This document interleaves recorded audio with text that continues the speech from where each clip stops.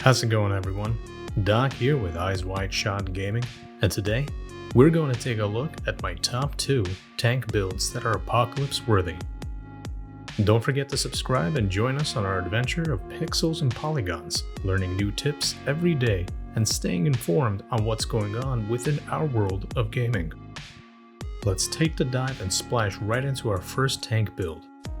A build that I personally call the "You Can't Kill Me" build, in honor of a flawless line delivered by Sergeant Woods of the Black Ops franchise, voiced by the very talented actor James C. Burns. The primary archetype we will be using is Medic, along with the skill of our choice is Healing Shield. The main concern we have when using this build isn't anything but survivability, so the shield is where it's at. For our secondary archetype, we again want to stay alive, so we choose Handler just so we can equip the Support Dog skill, letting us heal ourselves and teammates for 0.25% of our maximum health per second, as well as, when activated, will grant 2% of max health per second. The amulet of choice in this build is Twisted Idol. The increase to our armor effectiveness is key to having us survive any onslaught sent by the Apocalypse difficulty. The first ring we have on is Dead King's Memento. It's a very basic item that increases our health by 15. Nothing more, nothing less. For our second ring, we equip the Ring of the Robust. It increases our max health by 10 and our armor by 20. Again, another investment into our resiliency to dying. Next up, our third ring, Seal of the Empress. It increases our max health by 20, but drops our stamina by 5.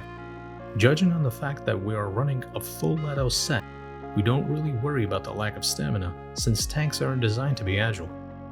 And finally, our fourth and final ring, the Excess Coil.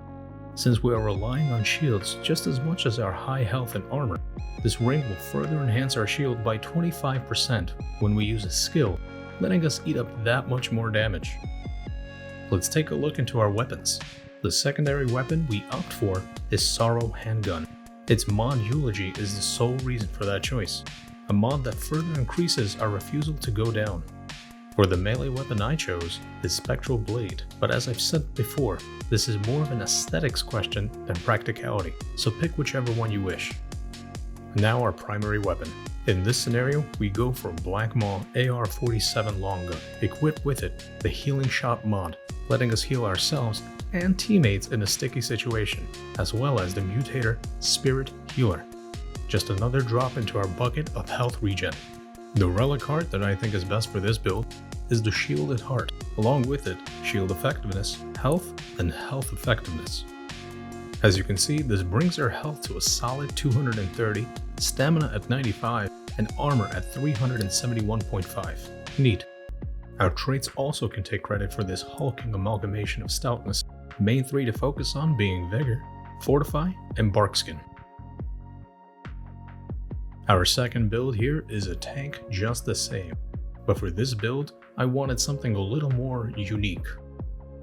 I'd like to thank my friend who helped me put this build together. Shout out to my buddy Ukraine.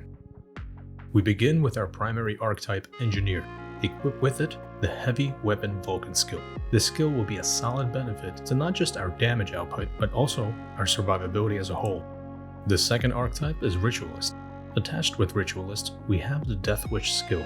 It negates all healing to self, drains 300% health, and increases all damage by 35%, as well as grants 10% base damage as a lifesteal. The amulet here will play off of the skill Death Wish and further increase our lifesteal with Nightmare Spiral. We gain 10% more base range damage as lifesteal, but our healing effectiveness is almost non-existent. The first ring we have on is Reserve Boosting Gem. We have an increase to our health regeneration by a small amount, which further increases once we go below 50% health. It's not much, but it's something. Next ring we equip, the Fey Shaman Ring. Another ring that increases our health regen by almost the same amount, but as a great add-on, it also increases our relic use speed by 25%. The third ring we have on is Encrypted Ring. This ring helps us regenerate even more health when we use a mod. 20% is 20%, just like $20 is $20 in this case. The last ring we chose was the Alchemy Stone. Another piece of equipment to increase our base lifesteal, in this case by 6%, but only when suffering from a negative status or blight effect. Let's go ahead and take a gander at the weapons. The secondary we have is the Nebula. Its main objective is to do acid damage with its Nanoswarm mod, which is complemented by the mutator Maelstrom. This will be an opener to most boss fights. Our melee weapon once again has no impact on this build, so choose whichever one you like best. Now for our primary weapon, we went with Monarch. Its mod allows us to forget our worries about aim and just hold down the trigger until whatever we were in combat against no longer exists. For the mutator, we have Deadly Calm. As long as we are aiming, we will increase our range damage, cut and dry. Tranquil Heart is the best bet for our relic along with skill damage, armor effectiveness, and damage reduction, leaving us at a comfortable 131 health, 106 stamina, and an impressive 298.3 armor. The traits we have to focus on mostly is Regrowth, Bark Skin, and Siphoner. I hope these two builds help you in your crusades to extinguish every enemy in Remnant, as well as find a comfortable lull to ease into while we engage this game and its mechanics head on. We are all eagerly hoping and anticipating the update that includes Survival Mode, a very fun and engaging mode that Remnant from the Ashes had. I believe it not only will prolong Remnant 2's lifespan, but will bring in a new wave of players eagerly attempting to engage the enemies. If you know how to better these builds or have suggestions on what should be replaced, don't hesitate to comment. And as always, thank you for watching, thank you for listening. Until next time, so long.